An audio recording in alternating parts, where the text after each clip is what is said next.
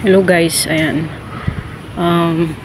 Yung anak ng amo ko, yung alaga ko ba, maglipat sila ng bahay. Ayan, itatapon na nila yung mga ibang gamit nila. Yung iba magaganda pa, oh. Tingnan nyo yung furniture, yung mga cabinet, ang gaganda pa. Itatapon na nila kasi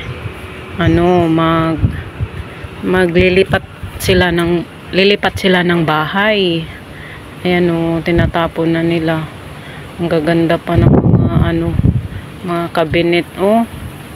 Sayang kung malapit pa to sa Pinas, wala na. Binuhat ko na to. Oh.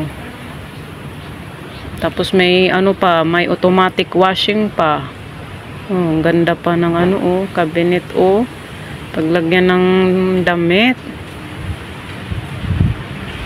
Pa naman, makakapal yung kahoy. Ayun, oh, may washing, automatic washing.